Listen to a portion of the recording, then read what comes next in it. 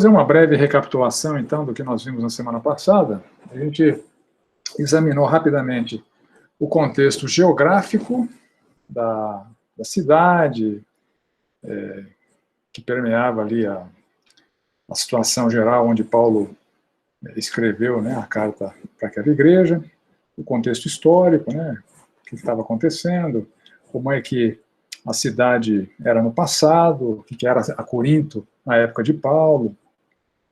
Vimos algumas características da igreja, que foi plantada por Paulo na segunda viagem missionária, uma igreja que foi privilegiada, teve o foco do apóstolo por 1 ano e meio, né, consumiu 1 ano e meio de investimento da vida do apóstolo.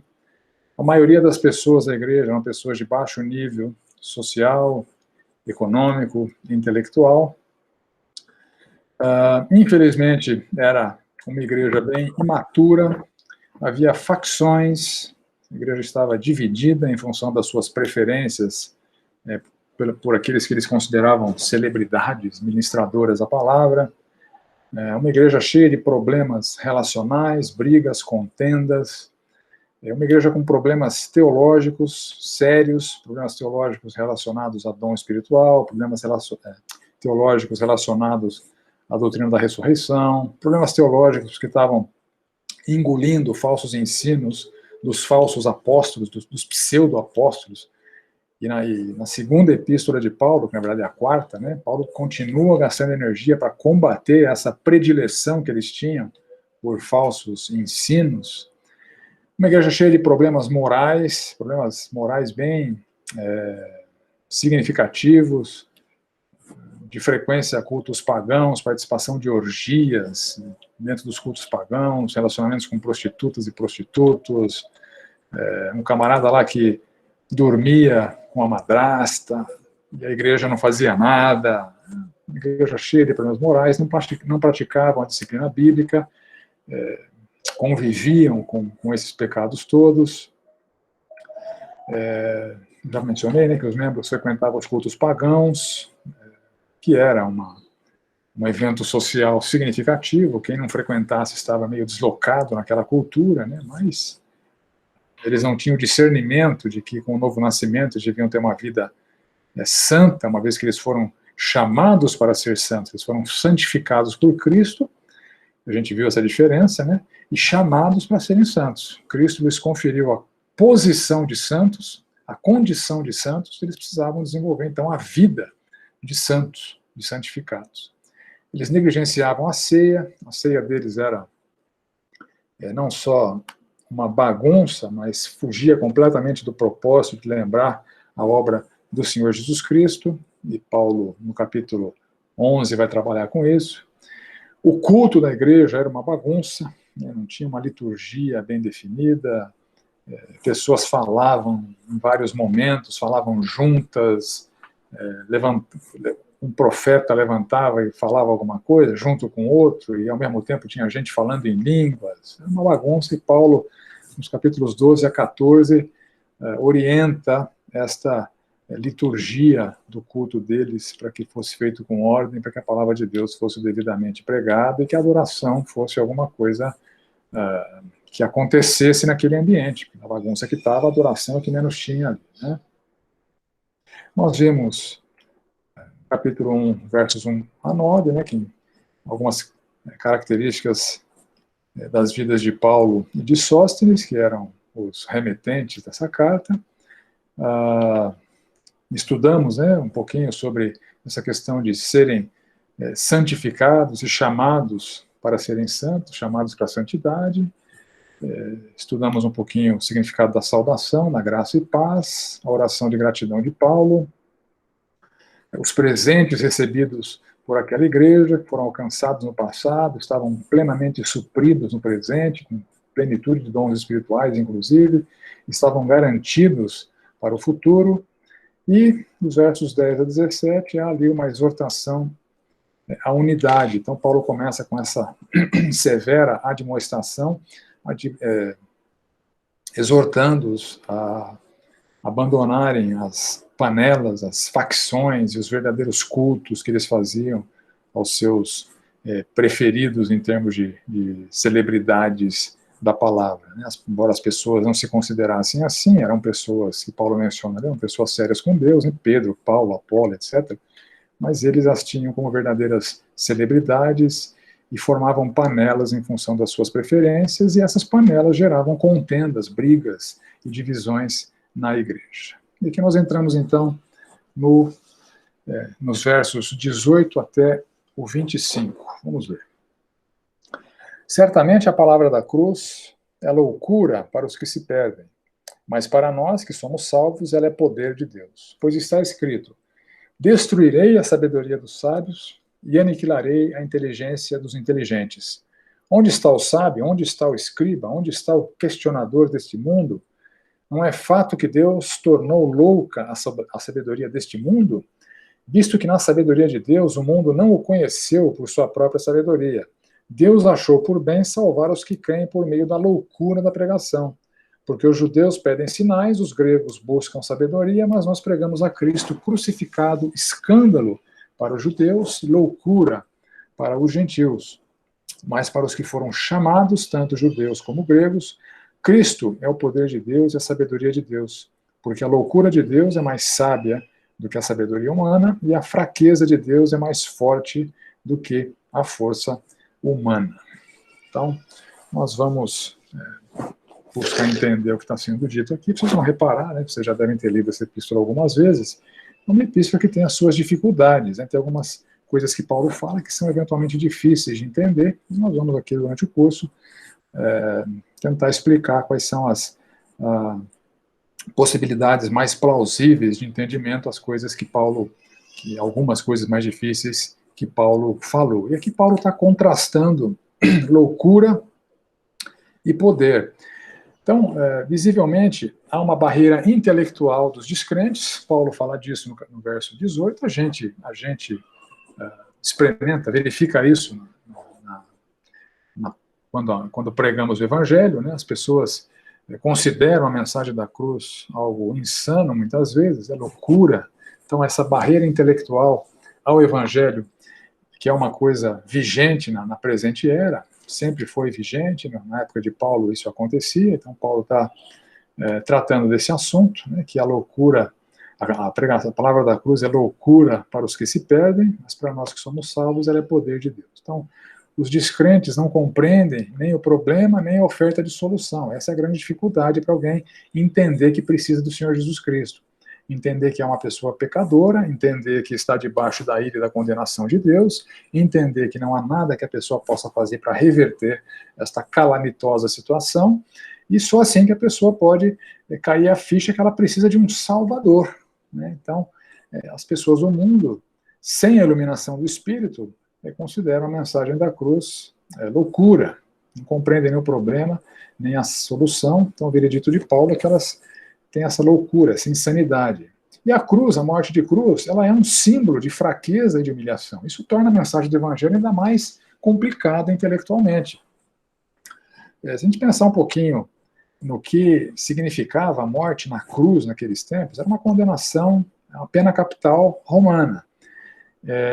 O condenado estava em completa desgraça, em completa impotência. Estava ali com os pés pregados na madeira, com as mãos pregadas na madeira, tendo recebido várias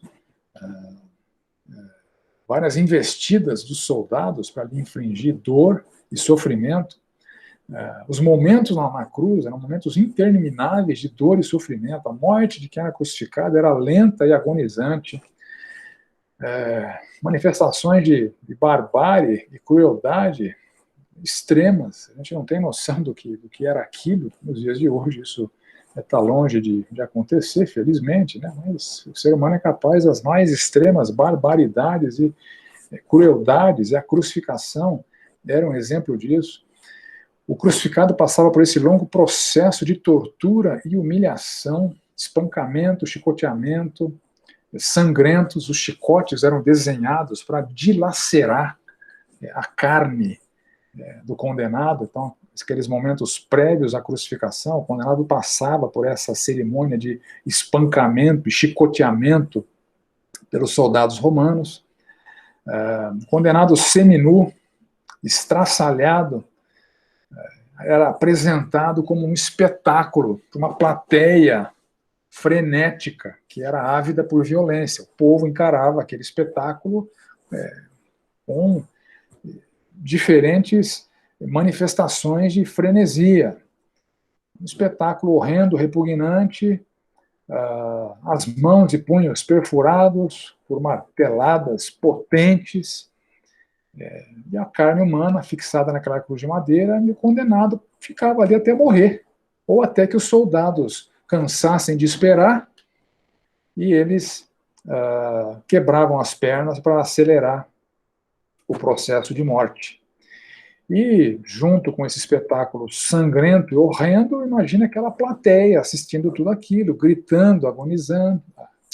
Gritos agonizados do condenado se misturavam com os gritos de euforia da plateia, os choros e expressões de desespero dos parentes do condenado.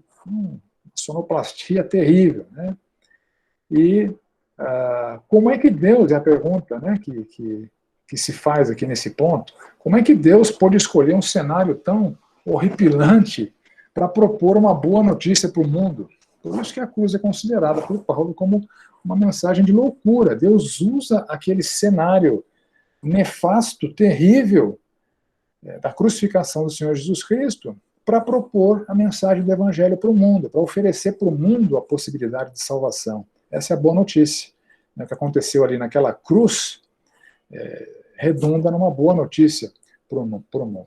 Então, como que alguém pode compreender que algo bom poderia surgir daquele martírio do Senhor Jesus Cristo naquela cruz? Então, por isso que Paulo fala que a loucura da cruz aniquila a sabedoria e a inteligência dos maiores intelectuais humanos da época, representados ali pelos religiosos judeus, estudiosos da Bíblia, e pelos gregos, né, por aquela cultura helenizada que valorizava a filosofia, valorizava a retórica, valorizava a inteligência, e Deus simplesmente aniquila toda essa sabedoria humana através da mensagem salvadora da cruz. Aquele espetáculo horrendo é usado por Deus para destruir toda sabedoria e inteligência dos seres humanos que são absolutamente incapazes de se reconciliar com o seu Criador,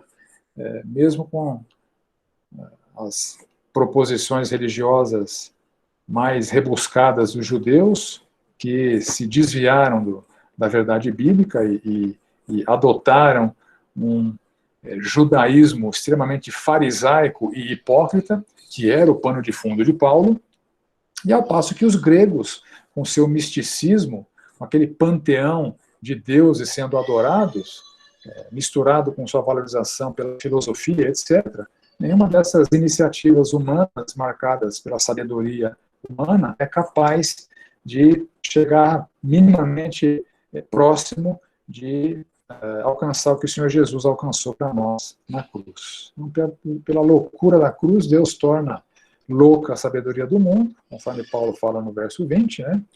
Então, aquela sabedoria marcada pelas expressões de religiosidade dos judeus e mesmo os romanos e os povos helenísticos, né, os gregos, mais as expressões místicas que eram comuns naquela época, nada disso aproximava de fato o homem de Deus.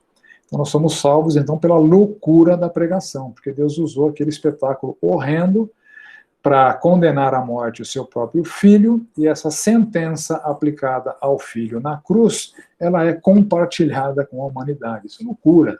Humanamente falando, isso é absolutamente loucura. Mas é a verdade de Deus, e por ser a verdade de Deus, essa loucura aniquila a sabedoria humana. Na cruz, Deus concebeu a única forma possível de solução para os problemas da humanidade, os problemas de pecaminosidade da humanidade, que é a morte vicária do seu filho. A morte vicária significa morte substitutiva. A sentença de morte aplicada a Jesus na cruz substitui a sentença que seria aplicada para nós. no juízo final. Ou seja, quem crê que seus pecados foram pagos naquela cruz, não terá os seus pecados sendo punidos no inferno, que o Senhor Jesus nos substituiu naquela cruz. Ao passo que quem rejeita a loucura da pregação e não crê que o Senhor Jesus o substituiu na cruz, esse então não desfruta da eficácia do sacrifício de Cristo, e ele terá então seus pecados punidos no inferno. Então, na Bíblia aparecem dois conceitos que se fundem, que se misturam dentro da obra do Senhor Jesus Cristo. O Senhor Jesus, naquela cruz, fez expiação pelos pecados, ou seja, os pecados são expiados ou cobertos, né? E quando os pecados são expiados ou são cobertos, Deus é propício, Deus se torna favorável. Então, no Antigo Testamento, essa palavra, que normalmente é traduzida no Antigo Testamento ou por expiação ou por propiciação, ela é traduzida com um significado ou outro, dependendo do contexto em que ela é utilizada. Se ela está se referindo a pecados, ela é traduzida por expiação, e se ela está se referindo a Deus, ela é traduzida por propiciação. Então, essa palavra no Antigo Testamento, ela aparece, por exemplo, em Gênesis capítulo 6, 14. Faze uma arca de tábuas de cipreste, nela farás compartimentos e a calafetarás com betume por dentro e por fora. Então, você pode estar pensando, o que tem a ver a calafetação das tábuas da arca de Noé com o conceito de expiação ou propiciação? É que a palavra utilizada para esse conceito teológico de expiação e propiciação é exatamente a mesma palavra utilizada para as tábuas da arca, calafetarás, ou seja, as tábuas eram cobertas com betume, e isso acontece com os pecados. Os pecados, uma vez cobertos, eles são, então, expiados. E uma vez que os pecados estão cobertos, estão expiados, então Deus se torna propício, né? Então, no Antigo Testamento, né, pelo menos na revista atualizada, essas duas palavras são as que capturam esse conceito. E no Novo Testamento não aparece expiação, aparece propiciação. Por exemplo, 1 João 2,2, falando do Senhor Jesus Cristo, ele é a propiciação pelos nossos pecados, não somente pelos nossos próprios, mas pelos do mundo inteiro. Então, o Senhor Jesus Cristo morreu pelo mundo inteiro. O seu sacrifício na cruz é capaz de expiar os pecados do mundo inteiro. Entretanto, a eficácia da propiciação, ela está vinculada à resposta de fé que as pessoas dão. E aqueles que não respondem com fé, então, não desfrutam dos benefícios da expiação dos pecados e da propiciação de Deus. No verso 22, Paulo menciona que os judeus pedem sinais e os gregos buscam sabedoria. Isso foi muito comum nos tempos do Senhor Jesus Cristo. Está me vindo à mente aqui a passagem de João, capítulo 6. Jesus tinha acabado de multiplicar pães, um milagre extremamente assombroso, que contraria todas as leis da natureza. Jesus tinha acabado de multiplicar pães e o pessoal lá está pedindo sinais para ele. Mas que sinal o Senhor nos dá?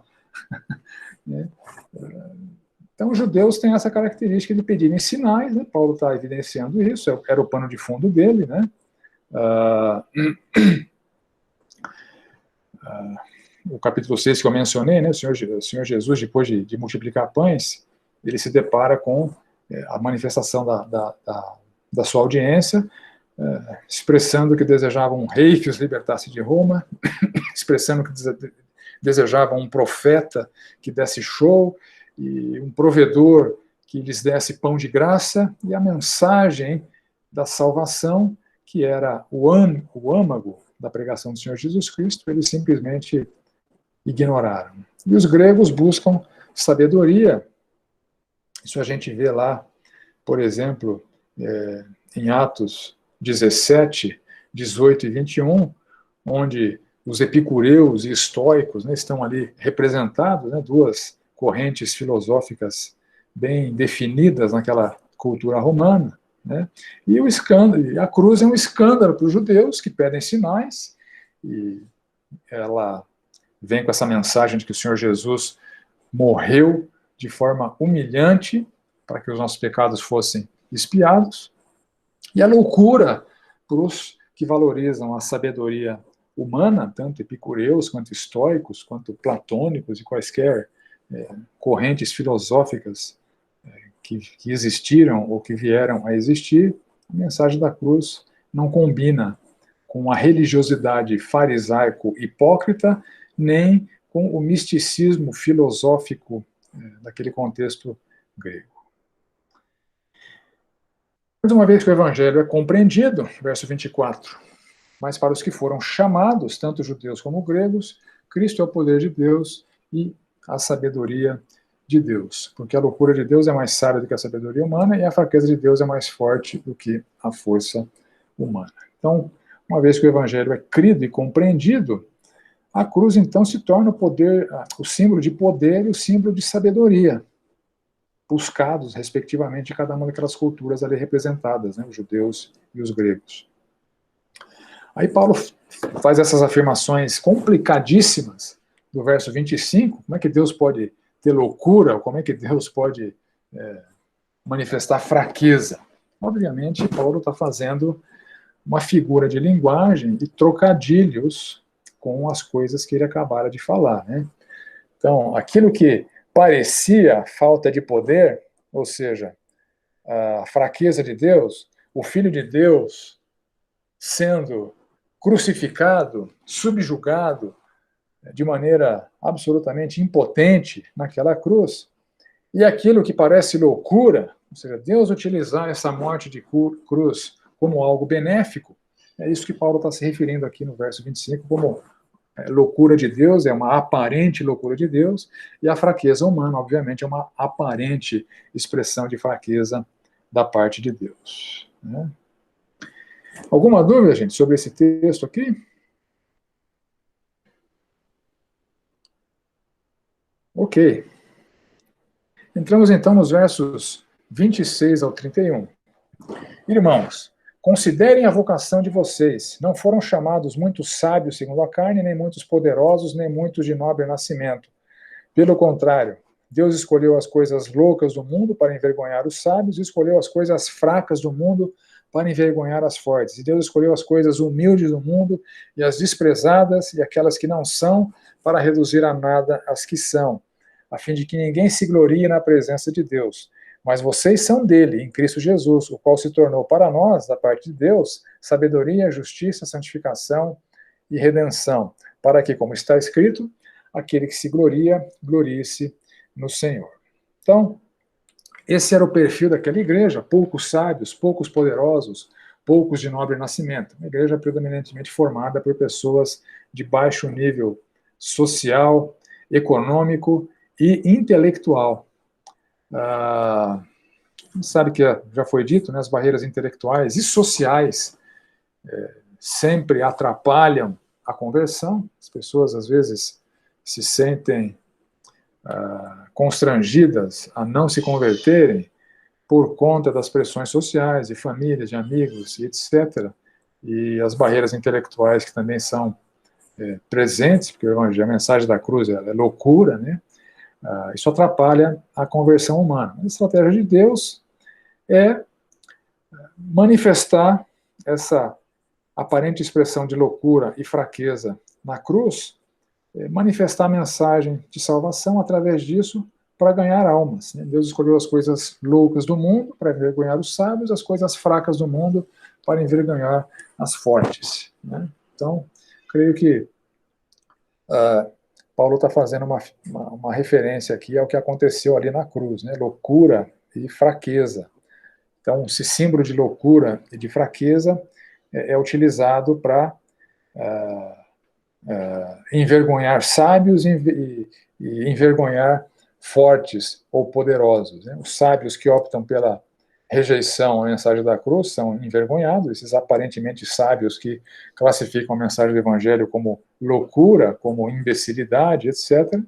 E os poderosos, né, os que optam pela rejeição por conta da sua autoconfiança, por conta da sua autossuficiência em se garantir, esses dois grupos são absolutamente envergonhados, porque nenhum deles consegue chegar perto de alcançar aquilo que o Senhor Jesus nos oferece na cruz. E com isso Deus promove a aniquilação de qualquer motivo de glória humanos. A salvação vem exclusivamente pela obra do Senhor Jesus Cristo. Nenhum ser humano tem razão, tem motivo para se gloriar. E, aliás, quem está se gloriando por ter alcançado alguns pontos, conquistado alguns pontos para com Deus, não compreendeu absolutamente o que significa o Evangelho. Então, sábios e poderosos, os dois grupos devem se humilhar através do arrependimento. Eles devem aceitar que as suas credenciais humanas não conquistam pontos diante de Deus. E os crentes, aqueles que são absolutamente conscientes de que neles não há justiça própria, nós não conquistamos nenhum milímetro, nenhum grama daquilo que Deus nos conferiu, nos concedeu através do Senhor Jesus Cristo. E esses desfrutam, então, da sabedoria divina, da justiça divina, da santificação, tanto posicional quanto experimental, e da redenção, né, do pagamento da dívida dos pecados, que são todas elas concedidas por Deus. E, assim, aquele que se gloria, gloria-se no Senhor, ninguém pode se gloriar de conquistar algo que vem exclusivamente de Deus. Ok, entramos então no capítulo 2. Antes de entrar, pergunto novamente, ficou alguma dúvida do capítulo 1? Alguém tem alguma necessidade de esclarecimento? Caminhamos então, capítulo 2, versos 1 a 5. Nós temos que cobrir 16 capítulos em 9 aulas, né? Então, acho que o ritmo está adequado. Irmãos, quando estive com vocês, anunciando-lhes o mistério de Deus, não o fiz com ostentação de linguagem ou de sabedoria, porque decidi nada saber entre vocês a não ser Jesus Cristo e este crucificado. E foi em fraqueza, temor e grande tremor que eu estive entre vocês. A minha palavra e a minha pregação não consistiram em linguagem persuasiva de sabedoria, mas em demonstração do Espírito e de poder, para que a fé que vocês têm não se apoiasse em sabedoria humana, mas no poder de Deus. Então, Paulo aqui relembra aquela igreja da sua abordagem enquanto esteve ministrando entre eles. Então, o conteúdo da sua abordagem era o testemunho de Deus, a mensagem não era de Paulo, era o testemunho de Deus, né? Paulo elogia, por exemplo, a igreja em Tessalônica. Paulo fala o seguinte: outra razão ainda temos nós para incessantemente dar graças a Deus, é que tendo vós recebido a palavra que de nós ouvistes, que é de Deus, acolhestes não como palavra de homens, e sim como em verdade é, a palavra de Deus. Então, a mensagem é de Deus. Paulo está reforçando isso porque naquele contexto havia falsos mestres, pseudo-apóstolos, como Paulo se dirige a eles na segunda epístola, falsos apóstolos, obreiros do maligno, que traziam uma mensagem própria, uma mensagem que até lembrava uma mensagem bíblica, mas era uma mensagem própria. E Paulo está lembrando aquela igreja que ele é somente o mensageiro. Ele trouxe a mensagem de Deus, ele evitou posturas que também nós precisamos evitar quando entregamos a palavra de Deus, ostentação de linguagem, ostentação de sabedoria humana e linguagem persuasiva de sabedoria. Essas eram marcas daquela cultura. Aquela cultura valorizava a eloquência, valorizava a retórica, valorizava a sabedoria humana, valorizava os argumentos muito bem apresentados de maneira persuasiva. Então, era uma cultura que exaltava o mensageiro em detrimento da mensagem. E esse era o paradigma daquela igreja. Tanto é que ela estava dividida em função das suas preferências pelos pregadores que Paulo menciona e pela sua predileção até pelos pseudo-apóstolos que acabaram encontrando terreno fértil ali naquele contexto também, né? E o fundamento que Paulo utilizou enquanto esteve com ele é nada saber além de Jesus Cristo crucificado, né? Não que Paulo só tivesse ensinado o Evangelho. Em Atos 18, que a gente vê que Paulo permaneceu ali 1 ano e meio em Corinto, e nesse versículo de Atos, a palavra nos fala o seguinte: ele permaneceu 1 ano e meio, ensinando entre eles a palavra de Deus. Então, o conteúdo da ministração não foi exclusivamente o Evangelho. O Evangelho era o ponto de partida. Paulo ensinou toda a palavra de Deus, seja o Antigo Testamento, seja as revelações de Deus para Paulo, como apóstolo que era, né? Paulo teve ali 1 ano e meio ministrando essa doutrina toda, esse conhecimento todo para aquela igreja. Mas a centralidade do ensino de Paulo sempre foi o Senhor Jesus Cristo, e essa deve ser a nossa agenda também quando somos mensageiros da palavra de Deus.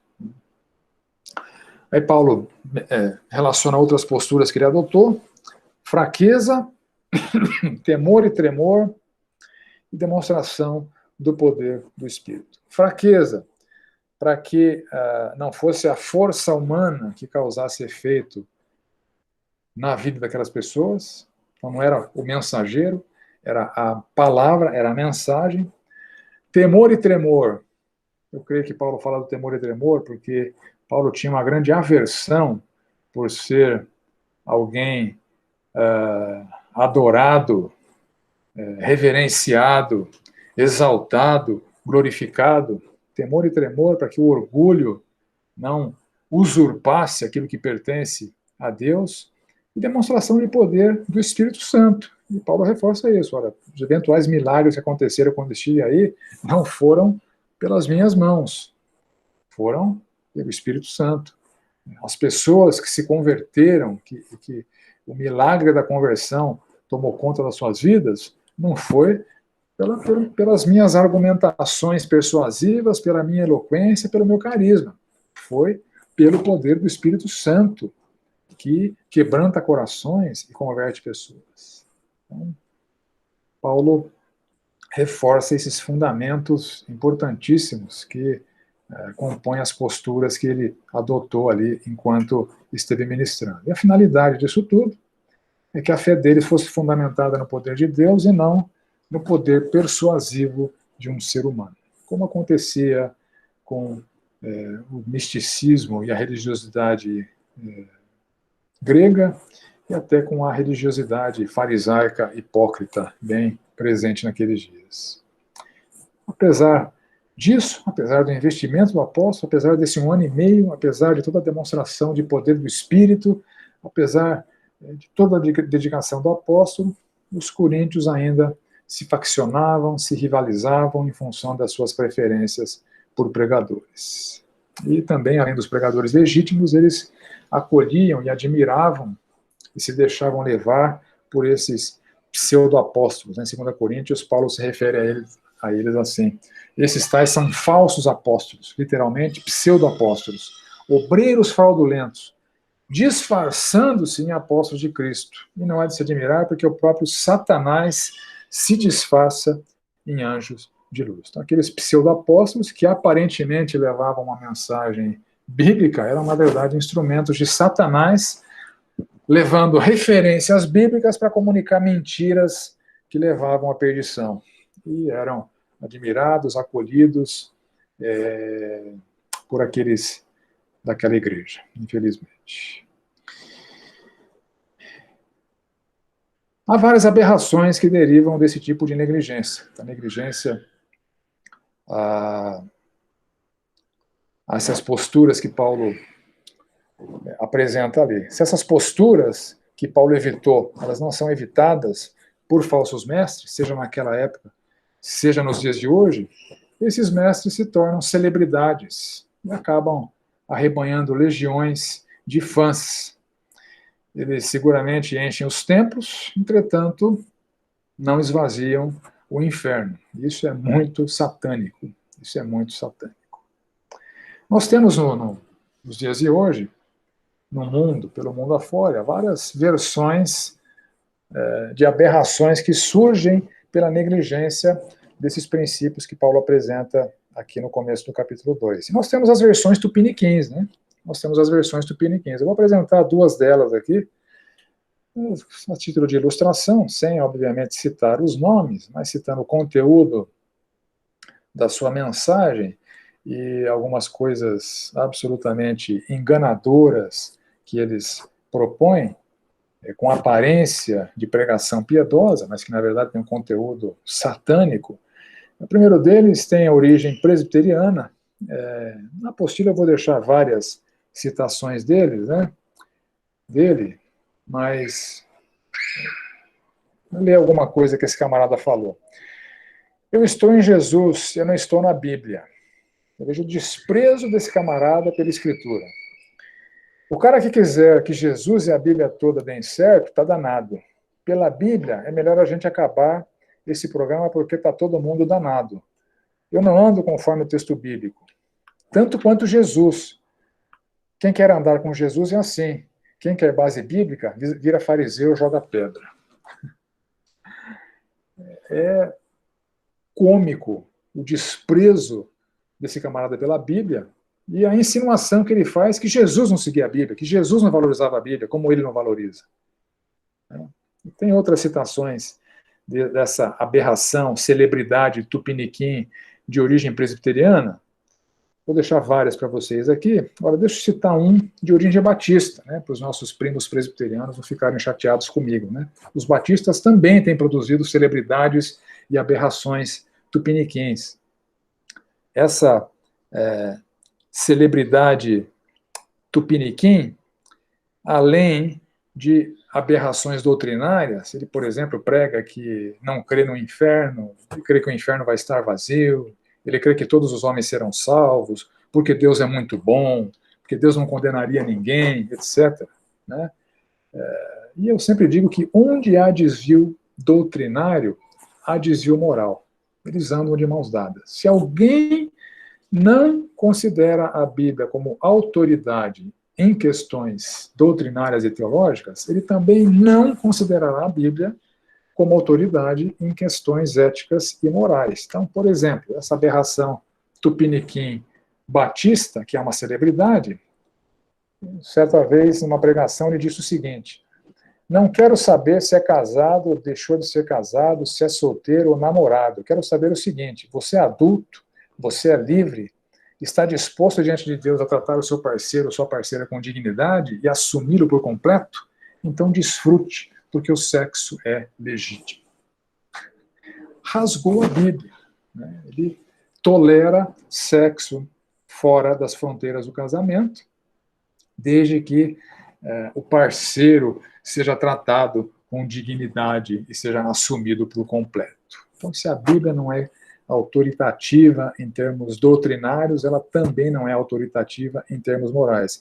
E que jovem não gostaria de ouvir uma afirmação como essa, como sendo verdadeira? Pô, camarada, o pastor está dando liberdade para os jovens praticarem o sexo fora do casamento? Essa mensagem acaba virando uma mensagem popular. Como Paulo escreveu para Timóteo, haverá tempo que não suportarão a sã doutrina, eles vão buscar pregadores ou mestres segundo as suas próprias cobiças, como quem tem coceira nos ouvidos. Então, se a mensagem é adequada para o estilo de vida que a pessoa quer assumir, ela vira uma mensagem popular, mesmo que seja uma mensagem antibíblica. Então, são exemplos de perigos, a negligência dos princípios que Paulo apresenta ali no capítulo 2, versos de 1 a 5. Ok, entramos então, versos 6 a 16. No entanto, transmitimos sabedoria entre os que são maduros, não porém a sabedoria deste mundo, nem a dos poderosos desta época, que são reduzidos a nada. Pelo contrário, transmitimos a sabedoria de Deus em mistério, a sabedoria que estava oculta e que Deus predeterminou desde a eternidade para a nossa glória. Nenhum dos poderosos desse mundo conheceu essa sabedoria, porque se a tivesse conhecido, jamais teriam crucificado o Senhor da glória. Mas como está escrito, nem olhos viram, nem ouvidos ouviram, nem jamais penetrou em coração humano o que Deus tem preparado para aqueles que o amam. Verso muito usado fora de contexto. Reparem o contexto desse verso. Deus, porém, revelou isso a nós por meio do Espírito, porque o Espírito sonda todas as coisas, até mesmo as profundezas de Deus. Pois quem conhece as coisas do ser humano, senão, a não ser o próprio espírito humano que nele está, assim ninguém conhece as coisas de Deus, a não ser o Espírito de Deus. E nós não temos recebido o Espírito do mundo, e sim o Espírito que vem de Deus, para que conheçamos o que por Deus nos foi dado gratuitamente. Disso também falamos, não em palavras ensinadas pela sabedoria humana, mas ensinadas pelo Espírito, conferindo coisas espirituais com espirituais. Ora, a pessoa natural não aceita as coisas do Espírito de Deus, porque eles são loucura, e ela não pode entendê-las, porque elas se discernem espiritualmente. Porém, a pessoa espiritual julga todas as coisas, mas ela não é julgada por ninguém. Pois quem conheceu a mente do Senhor para que o possa instruir? Nós, porém, temos a mente de Cristo. Um texto com algumas dificuldades de entendimento, que a gente vai tentar apresentar as melhores explicações. Bom, então, conforme já foi dito, sabedoria desta época, sabedoria do mundo, dos poderosos desta época, coisa que Paulo já se referiu anteriormente. Então, nem a religiosidade legalista judaica, nem a religiosidade, filosofia e misticismo dos gregos, que eram valorizados como sabedoria em cada um dos contextos, significam absolutamente nada. Isso que Paulo está dizendo ali, que são reduzidos a nada. Não tem valor, não colaboram com a salvação de ninguém, com a aproximação de ninguém de Deus. Então não se trata aqui, obviamente, de um desprezo por parte de Paulo da palavra de Deus, um desprezo indiscriminado a todo conhecimento científico, tecnológico. Não é disso que Paulo está tratando aqui. Paulo está tratando dessa porção de sabedoria e de poder persuasivo no que tange a aproximação das pessoas com Deus. Então, é um desprezo a tudo aquilo que compete com as verdades do cristianismo, mesmo que eles tenham aparência de sabedoria. Então, os apreciadores da sabedoria mundana, os poderosos dessa época, aquelas autoridades judaicas e romanas que mataram a Cristo, e aqui Paulo apresenta o homem natural, ou seja, aquele homem que não foi convertido, o homem no seu estado natural. Então, todo aquele que não aceitou ainda a verdade salvadora, conforme no verso 14, né? A pessoa natural não aceita as coisas do Espírito de Deus, é aquele que não é convertido ainda. É o que considera a mensagem da cruz como sendo uma loucura, ele não consegue entendê-la, então ele tem aquela barreira intelectual ao Evangelho, que precisa ser removida desde que ele deixe pelo poder do Espírito Santo. E Paulo apresenta em contraste a sabedoria de Deus, revelada, com essas palavras que Paulo a classifica aqui como sendo um mistério outrora oculto, pré-ordenado por Deus desde a eternidade. Ou seja, o mistério, né, e esse conceito de mistério, ele é recorrente nas epístolas de Paulo. O mistério é esse, que tanto judeus como gentios são igualmente salvos e unidos em um só povo de Deus. Uma outra loucura. Judeus e gentios eram inimigos intrínsecos. E, pela loucura da pregação, Deus alcança esse objetivo misterioso, planejado desde a eternidade, de trazer para o seu povo tanto judeus como gentios ou como gregos. Esse é um mistério, né, que estava oculto e foi revelado pela mensagem do Evangelho que Paulo trouxe. É uma dádiva de valor inestimável. É disso que trata o versículo 9. Nem olhos viram, nem ouvidos ouviram, nem jamais penetrou no coração humano o que Deus tem preparado para aqueles que o amam. Isso não é uma mensagem de prosperidade, isso é um versículo muito bem conhecido e extremamente mal utilizado. Aqui Paulo está fazendo uma citação de Isaías, capítulo 64, verso 4. Nem olhos viram, ninguém jamais viu nada igual. Nem ouvidos ouviram, ninguém jamais ouviu nada igual. Nem jamais penetrou em coração humano, ninguém jamais concebeu alguma coisa semelhante. É uma dádiva de valor inestimável. O que Deus tem preparado para aqueles que o amam. Ouvir, compreender e desfrutar dos benefícios da sabedoria divina materializada na cruz de Cristo. É disso que trata esse versículo. De inimigos, passamos a serem amados por Deus e aqueles que amam a Deus. Não tem nada a ver com prosperidade e triunfalismo. E esses dois contextos são os contextos onde esse verso é mais utilizado nos dias de hoje. Então, Paulo não está falando disso, não está falando nem de prosperidade, nem de triunfalismo.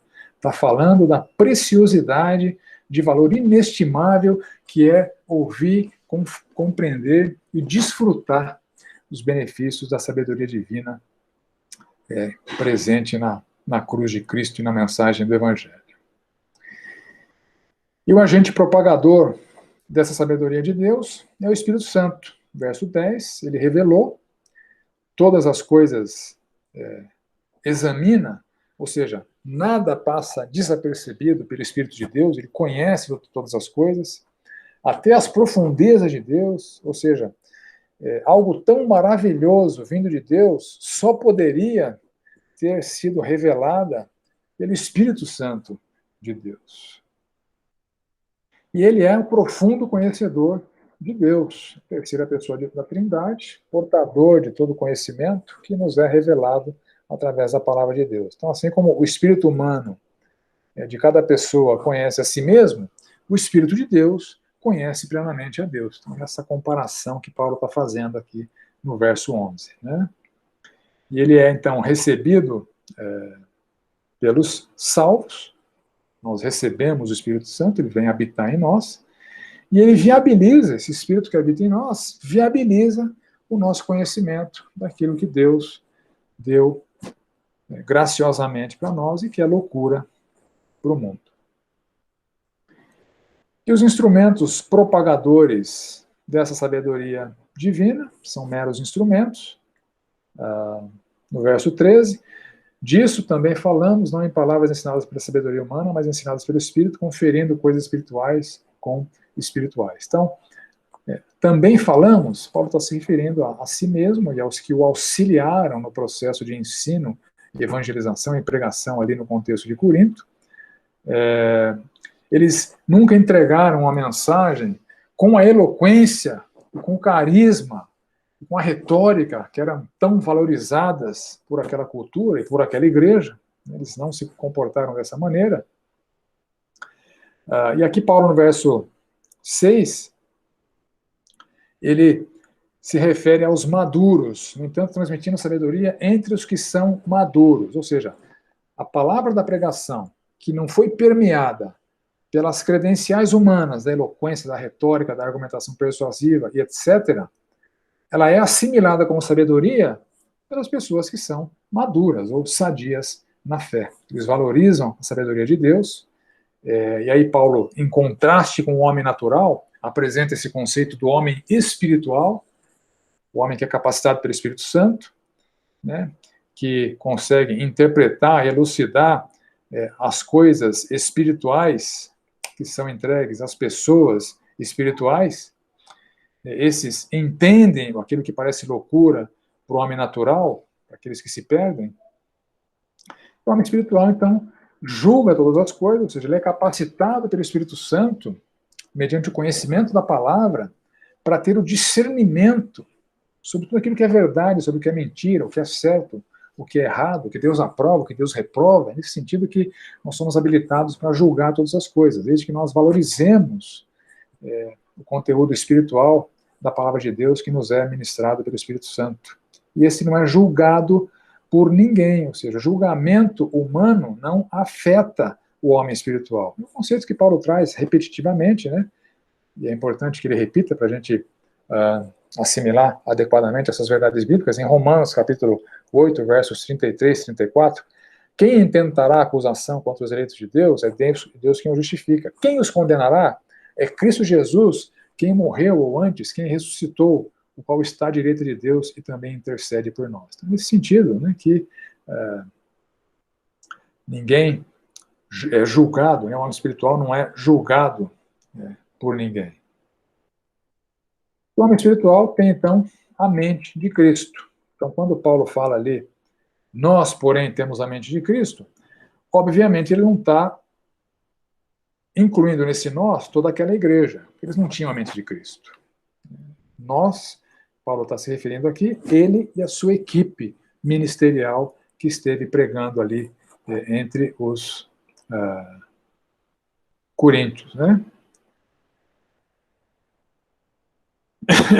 E no verso 16, quem conheceu a mente do Senhor para que o possa instruir? Então ninguém tem noção de tudo que Deus conhece, o conhecimento de Deus é muito amplo, ninguém é capaz de acrescentar nada a Deus, e esse Deus que, se não tivesse se revelado, ele seria, uma palavra estranha aí, mas pode procurar no dicionário que ela está lá, incognoscível, impossível de ser conhecido, ele toma iniciativa, se revela e se torna conhecido por meio do Senhor Jesus Cristo. Certa vez, Filipe disse para o Senhor Jesus, Senhor, mostra-nos o Pai, isso nos basta. E Jesus disse, Filipe, tanto tempo estou convosco e não me tens conhecido? Quem vê a mim vê ao Pai. Como você diz, mostra-nos o Pai. Então o Pai se revela através do Filho. Em Hebreus, né, começa assim, havendo Deus outrora falado muitas vezes, de muitas maneiras, aos nossos pais pelos profetas, nesses últimos dias se revelou através do Filho. Então, esse Deus é capaz, então, de replicar em nós essa mente do Senhor Jesus Cristo. E esse conceito de ter a mente de Cristo está muito presente, outra vez, de maneira repetitiva, em Efésios capítulo 4, onde Paulo estressa melhor, ou destrincha melhor esse conceito.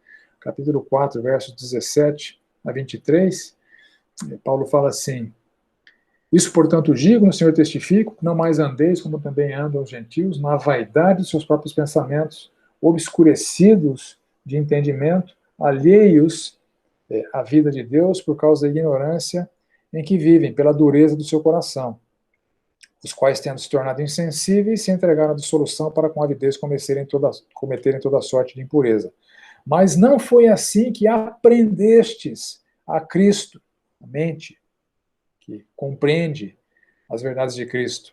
Se é que de fato tendes ouvido e nele fostes instruídos, segundo é a verdade em Jesus. No sentido de que, quanto ao trato passado, vos despojeis do velho homem, que se corrompe segundo as concupiscências do engano, vos renoveis no espírito do vosso entendimento, a mente, conhecimento, as convicções, e o verbo ali está na voz passiva, vocês sejam renovados no espírito do vosso entendimento, não é algo que nós alcançamos, não é algo que nós conquistamos, é algo que Deus realiza em nós, e vos revistais do novo homem, criado segundo Deus em justiça e retidão, procedentes da verdade. Ou seja, é a renovação da mente, é essa mente de Cristo que possibilita a renovação do homem, que o homem natural seja transformado em homem espiritual. E Paulo, então, aqui reivindica a mente de Cristo para ele, Sóstenes, que a igreja estava longe disso. Né? A mente de Cristo é a mente que compreende bem o Evangelho de Deus, uma loucura, e a mente que conhece bem a palavra de Deus, tanto em termos de instrução teológica, e conhece bem a vontade de Deus em termos de obediência prática a essa instrução teológica que tem implicações éticas para as nossas vidas. Então, essas são as características da mente de Cristo. Dúvidas até aqui, gente? Tá claro? Ok, avancemos então. Alguém quer falar? Tá claro, Vlá. Obrigado, pode seguir. Valeu, Alex. Então, entramos no capítulo 3. A carnalidade corintiana. Eu, porém, irmãos, não pude falar a vocês como a pessoas espirituais, assim como a pessoas carnais, como a crianças em Cristo. Eu lhes dei leite para beber. Não pude alimentá-los com comida sólida, porque vocês ainda não podiam suportar. Nem ainda podem agora, porque vocês ainda são carnais. Porque se há ciúmes e brigas entre vocês, será que isso não mostra que são carnais e andam segundo os padrões humanos? Quando alguém diz eu sou de Paulo e outro diz eu sou de Apolo, não é evidente que vocês andam segundo padrões humanos? Então aqui Paulo, de novo, se volta para a demonstração daquela igreja. Então, ele acabou de falar do homem natural, do homem espiritual, e aqui ele apresenta um homem que não é nem natural nem espiritual, é o homem carnal. É o crente que não é mais homem natural, e que deveria ser o homem espiritual, mas que não chegou lá ainda. Ele é o carnal, ele é contrastado com o homem espiritual. Então, eles não eram considerados pessoas espirituais, que eram guiadas pelo Espírito, que tinham as marcas dos frutos do Espírito, né, que se comportavam de maneira espiritual, de maneira madura. Eles eram imaturos, Paulo chama aqui de carnais, né, as manifestações da carne estavam muito presentes neles. Eles não tinham as marcas da transformação do Espírito, nem o conhecimento bíblico necessário, e nem o comportamento maduro esperado. Então, Paulo chama de crianças em Cristo. Ou seja, eles tiveram um novo nascimento, se tornaram bebês, mas ali permaneceram. Não cresceram, não se desenvolveram. Só tinham a compreensão elementar das verdades de Deus. É o que Paulo chama aqui de leite, que era a mensagem do Evangelho. Eles entenderam a cruz de Cristo, se converteram e parece que pararam por ali. Eles não eram capazes de assimilar verdades mais complexas, né? O alimento sólido. E desde a estada de Paulo até a escrita dessa, que é a segunda carta, 1 Coríntios, lembra, é a segunda carta, né? Em 1 Coríntios 5,9, Paulo cita na outra carta, que já escrevi a vocês, então tinha uma carta anterior a 1 Coríntios, né? Então, desde a estada de Paulo até essa escrita da segunda carta, a condição de imaturos, de crianças em Cristo, não havia mudado, eles permaneciam carnais. Esse é um fenômeno que acontece nos dias de hoje, né? Muita gente, decorrido o tempo da sua conversão, deveriam ser crescidos, maduros, mas continuaram só com um alimento elementar, com um leite, incapazes de assimilar verdades mais complexas, incapazes de materializar essas verdades mais complexas em comportamentos mais santos. Em Hebreus, no capítulo 5, esse mesmo conceito que Paulo trata aqui com os coríntios é tratado aí pelo autor de Hebreus, né?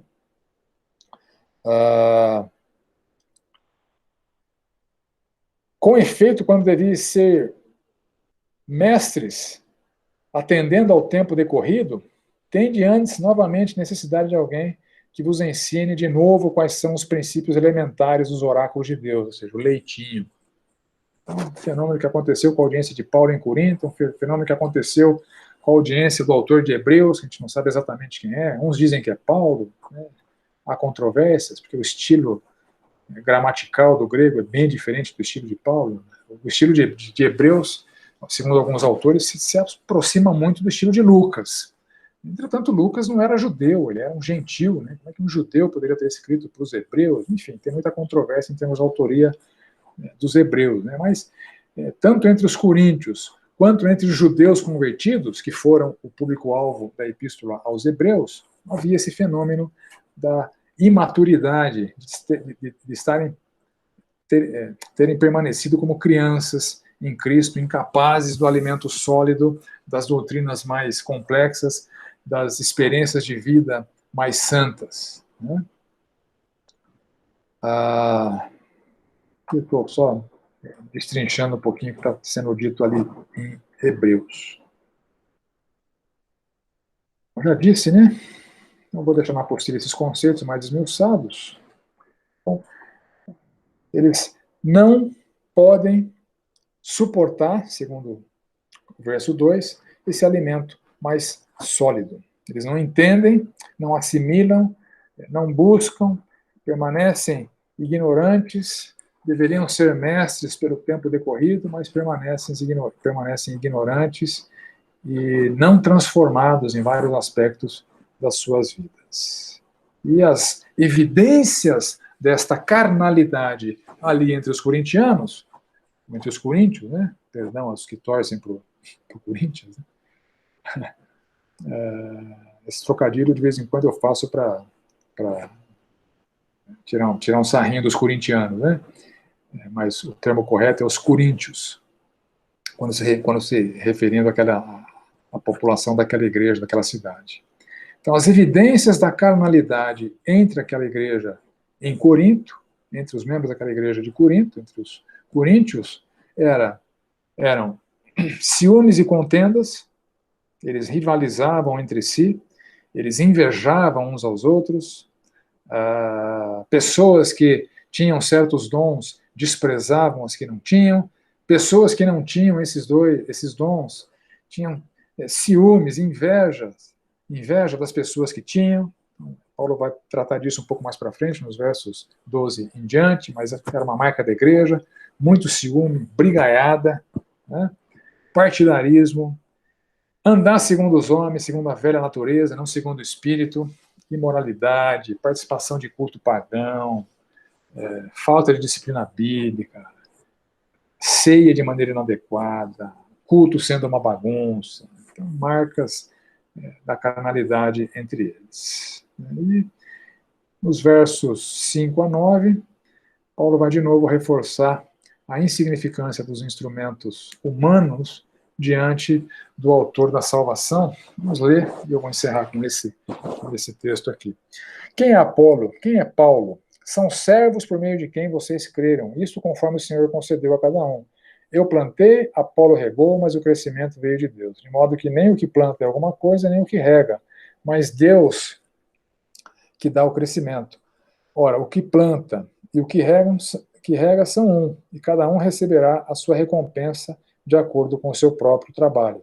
Porque nós somos cooperadores de Deus, e vocês são lavoura de Deus e edifício de Deus. Então, Paulo aqui reforça o que ele já vem falando, da insignificância dos instrumentos humanos, da absoluta incompatibilidade entre ser uma celebridade pregadora e a glória de Deus, e se coloca juntamente com seus auxiliares, aqui ele cita nominalmente Apolo, porque era um objeto de uma das panelas ali, somos meros cooperadores de Deus. E aqui ele faz a analogia da igreja como sendo a lavoura de Deus. Tem um que plantou, tem um que rega, e cada um vai receber a sua recompensa conforme o seu próprio trabalho. Mas os instrumentos humanos, eles são insignificantes. E aqui Paulo usa uma palavra diáconos, ou servos, né? Eles são instrumentos, né?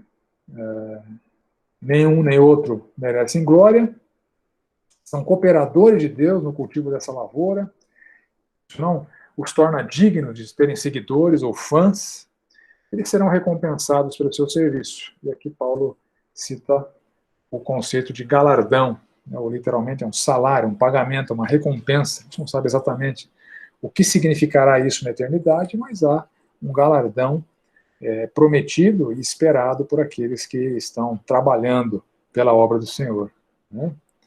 Então, na Bíblia pode ser um prêmio a ser recebido na eternidade por realizações ou sacrifícios terrenos. Esse conceito aparece em vários textos bíblicos, né? E pode também, eventualmente, ser um salário ou recompensa terrenos. A mesma palavra aparece em Tiago 4 e Lucas 10 como sendo uma recompensa terrena. Mas eu creio que aqui, em 1 Coríntios, Paulo está falando de uma recompensa celestial. E Paulo aqui, então, usa uma primeira analogia, que é a analogia da igreja como sendo a lavoura de Deus. Aqui é o único lugar em que a igreja é chamada de lavoura. Em outro lugar, isso aparece na Escritura, né? E manter uma lavoura, a gente sabe que requer uma série de tarefas, né?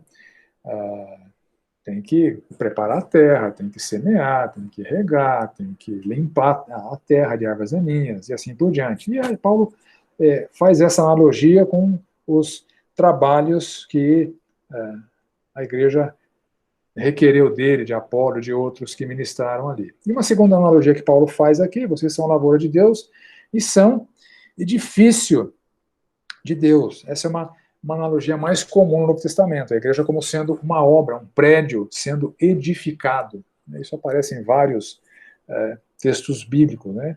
E construir um edifício requer uma série de ações, de cuidados, né? E assim por diante. Ok, meus queridos, vamos ficar por aqui hoje. Semana que vem a gente entra, então, nos versos 10 a 15 em diante. Alguma dúvida? Passei um pouquinho do tempo, mas acho que eu cheguei onde eu deveria chegar. Alguém tem alguma necessidade de esclarecimento? Alguém tem alguma contribuição ao que foi falado?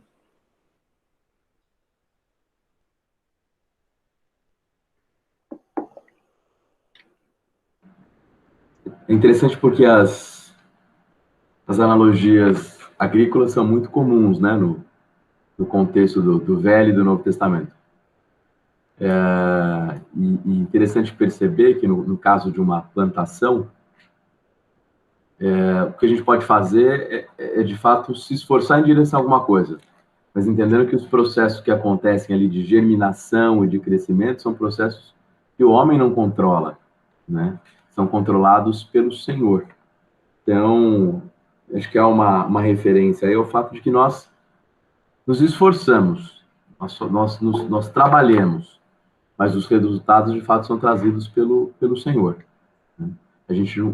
O agricultor não consegue controlar o rendimento da lavoura dele. Né? Ele consegue plantar na hora certa, trazer a quantidade correta de água, né?